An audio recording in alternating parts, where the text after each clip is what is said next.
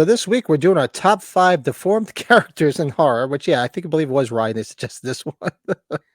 I gotta tell you, I just said my non-horror one. I said sloth right away, Pat. That's all I was just saying. Michael Myers. There you go. Or Michael Meowers. There's Michael Meowers. So this thought this would be pretty interesting. And of course I have to think real quick. So I'll just mix them all up and write down the ones, and I'll think of some other ones as we go along. Quick. Oh, Matt was talking about before. Oh, MASH. I could talk MASH all day long too. Grew up with MASH. Watched it all the time. I can still remember watching the last episode. Let's see. All right. So what's I'll throw out my number 5. My number 5. I'm because I'm mixing and matching them until I think of the other 2 that I'm missing. But for me, my number 5, Jason in Part 7. Remember that? Remember because she's kicking his ass with her mind, and he's getting all pissed off. And I love he's like, he's just like, I'm gonna fucking if he could talk, he would be like, I'm gonna kick your ass. There's a place right near our office called Shelby Campbell's in the Holiday Inn. It's just a bar restaurant, and there's a guy that worked there, Benny. And Benny had like his jaw was like that when he would talk. Okay, I getcha. It's like I said it. I was like, this guy looks like Jason without his mask. I wonder what happened to Benny. I haven't been in there in a long time, but regardless. So you had Jason. My number 5 from Part 7. I'm gonna start. I'm gonna go old school here. I'm gonna put the Phantom from Phantom of the Opera. That's that's a. Oh, I didn't go back that far. Yeah, I did. Yeah, I just figured why not? Yeah, Phantom. I always think of that one. Now I'm just typing here. All right, so I did Jason, so I'm going to go right with another franchise favorite, number 4. Of course, one of the most iconic deformed or scarred people in Freddy Krueger. Yes. Yeah, baby. Yes. That's your number 4. I only put Jason on here once. I think Jason from Part 2 with the long hair and the overalls in his face when he comes crashing through the glass. You remember your favorite shot when you're flying in? It's Hacksaw Jim Duggan with a mask. Oh! Yeah, Hacksaw Jim Duggan with a freaking sack on his head. Matt Russell said, the most important TV show was oh God, it still is the most important thing. I showed my son the Three Stooges when he was real young, and we used to watch it every Sunday. Oh, still love the Stooges. WPWR 50, Matt. Good stuff. Oh my God. Frankenstein's Monsters got to be number 1. It's on my list. It's getting there. It's on there. All right, so my number 5 was Jason. My number 4 was Freddy. And you just said who? I'm sorry. I said Jason from 2. Jason from Part 2. That's right. Hacksaw Jim Duggan. So my number 3. Now you can't have a deformed horror. Well, it's horror/comedy character on here without having Toxie, the Toxic Avenger. That's a good point. I didn't think about Toxic Avenger. Good one. Gotta have Toxie. Oh. So that was your number 3. Okay. My number 3, I'm going with the Creeper from Jeepers Creepers, baby. He's definitely. Oh, I completely forgot about that one. Yeah, I have one of mine's on here from Basket Case, Belial. Yep. A little piece of shit walking around breathing. What kind of cunt does that?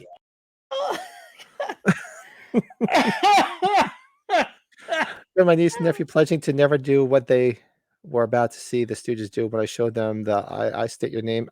Oh, nice. One of my favorite ones is when they're plumbers and that was Curly. Oh, I know what's wrong with these pipes. There's wires in them. And they start pulling all the wires out of the pipes. Oh God. I tell you, Three Stooges had one of the best Nintendo games on the very first Nintendo system. It was so much fun. Oh, I don't remember that. Yeah, you had to raise the money for the orphanage. Yeah. I completely forgot about that. Hold on. Oh, yeah. Answer me. I'm on the way. That's important. Just wanted to call you to tell you. Oh, okay.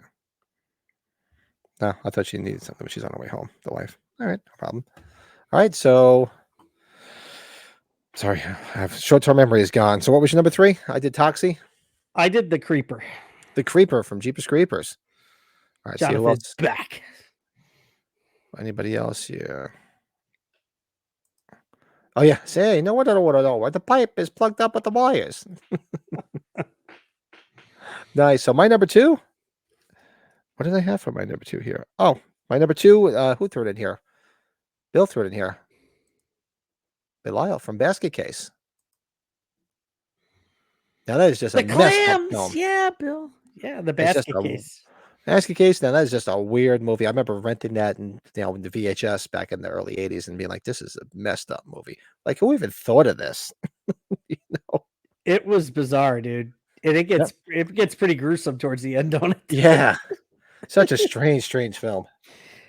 I'll have to revisit it though. I remember watching it when I first got into all this horror stuff and being like, "What the fuck?" Number 2, easily. I see what you did there, Bill. Matt, I see what you did again. It keeps throwing this out there. I gotta go with Victor Crowley, man. We're gonna watch forgot those about Victor movies. I Crowley. know we're gonna talk. We'll hit those movies together as a watch along. But I forgot yeah. about Victor Crowley. Yeah, we have to And go. We should watch them. yeah, the kills are very memorable, at least for me. And not every movie, every one of them is good. I remember really liking, I think, the first and the third one. I don't know, but anyways, yeah, Victor Crowley. I have to go back and revisit them, so that'd be a good watch along. Because I've only seen them, truth be told, probably maybe once or twice, if that each. But yeah, they're good. I enjoy them. Bill says number 4, Pluto from The Hills Have Eyes. Woo. The remake too, 06. Don't be stupid. Nice. So of course it was mentioned earlier. Number 1 has to be Frankenstein. Oh fuck, jeez, yeah, damn.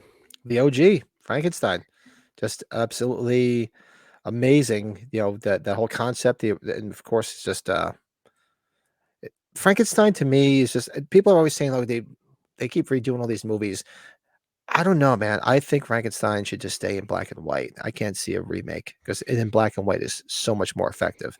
Even Young Frankenstein, it's effective in black and white.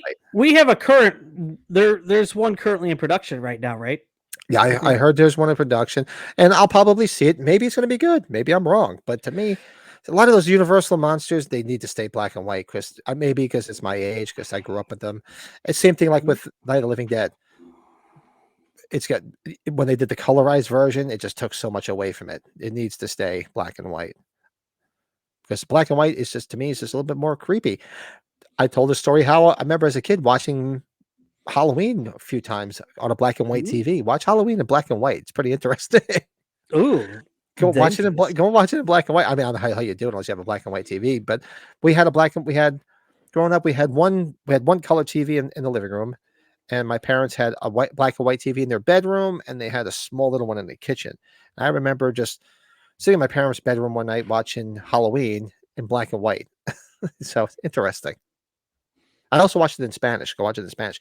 El conejo es rojo. There it is again, Pat. Yeah. El conejo. I'll tell the story again. So I was at my wife's at the time. We were engaged. No, we were married because we wouldn't have been in the same bed until we were married. So we must have been married. Yeah. My wife and I lived together for 2 years before we were married. 3 years actually, and we were engaged. But her father, traditionalist, and I respected his wishes. If we were staying up in his house, he lived up here where I live now. We went to visit. We didn't sleep in the same room until we were married, even though we shared an apartment together. But I respected it. I'm like, whatever. Hey, it's your house. So I remember one night I put the TV on, and all he had at the time was just like local stations. He didn't have cable yet, and it was the Spanish channel. So I'm flicking it, and all of a sudden it was Halloween in Spanish. I'm like, and the wife's hearing the theme, and she like rolls over. She's like, "Are you watching Halloween?" I said, "It gets better. It's in Spanish." It's like, seriously. So the part where my Dr. Loomis is making the phone call, which we're assuming is the Haddonfield, Haddonfield Police Department. He walks over to the Phelps garage truck, and he looks down, and he picks. Well, even before that, when he picks up the Rabbit and Red Lounge thing, and it says Rabbit in Red. So now this is in Spanish. So a little voice kept going in Spanish. El conejo es rojo. But it whispered it just to let you know that that's what it said, because, and the same thing happened when he was in the station wagon with Nurse Marion. When he looks at it, the little voice is like, El conejo es rojo. And trust me, I've shared a hotel room with Pat, and he says that in his sleep. Yeah, and we'll be doing it again in another month. Oh, month yeah, and a half. tell me about it. That's right. Now it'll That's just right. be. We'll be going "What's the live from matter? Chiller Theater too. We'll be doing live, Brett and I, What's from the Chiller matter? Theater. Jealousy of daughter's ass?" It's mad, it's mad, jealous of your daughter's ass. I swear Say it to again. God, Say it again. You heard me. I don't think no, I do have him on the Halloween poster. If I had to get another autograph from him from Halloween, I would have him definitely put that as a quote.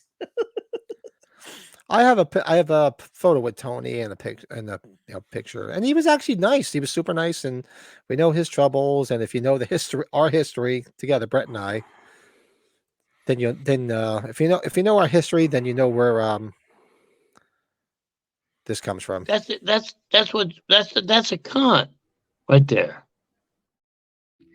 Yes, So you know where that comes from if you know our history. we became a mockery of a few other webs. Chud, yeah, no, but podcasts. yeah, Chud. I forgot about that. Cannibal. What do you remember what Chud stood for before I said it? I What don't. is cannibalistic humanoid underground dwellers? And there was 2 Chud films, if I'm correct. I haven't seen them, and Unless it was more, but I only remember 2. There could be more. I was never a big one, never a big fan. What'd you Watch say? Halloween Rojo? So you saw it in black and white too. Yeah, it's weird watching it in black and white. The Bud, but the Chud. I just want to go. I want to watch Halloween in Spanish now. Go find it in Spanish. It's got to be out there somewhere, man. And I'm telling you, if you had beer in your mouth, you'd spit it out. You'd be like, "That's what Pat was saying." El conejo es rojo. They're whispering. But it's just the way he like whispered it, like, "Shh." I actually would want to watch Halloween 2, and when Bud's sitting in the cafeteria, like all that dialogue. Oh, this is good. Yeah, Jason from Friday the 13th Part 2, from the New Blood. That's it. That's what I can see that. Yeah, he's pretty plain. So what was your number one? Oh, my number 1. Sorry, yeah. We were off on a tangent. It's no doubt it's Freddy Krueger. That's like Freddy? the first time you think of somebody deformed. That's my go-to. That's where you go. El So Rojo. let us know in the chat.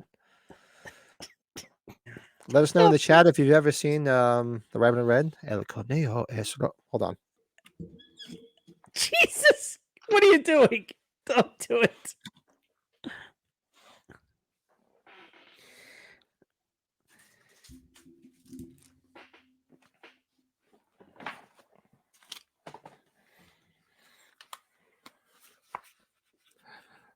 Mm. El conejo es rojo. I should grab my wooden sign and say it. Hold it up. And this I got this at a convention. It's a Rabbit in Red Lounge pin. Yeah. Yeah, I remember who made this. Shout out to Wooden Indian Novelties. Pick this up at El conejo es rojo. So that is our top 5 deformed characters in horror. Thanks for watching our latest top 5 from an episode of That Horror Movie Podcast. We do That Horror Movie Podcast every Sunday night live at 8 p.m. on this channel. And every week we feature a top 5 that we all do together and share live with everybody in the chat. So if you have any ideas, by all means, drop them in the comments below. Like this video. It helps everybody find this channel. Be sure to like and subscribe to this channel. And we will see you on Sunday nights.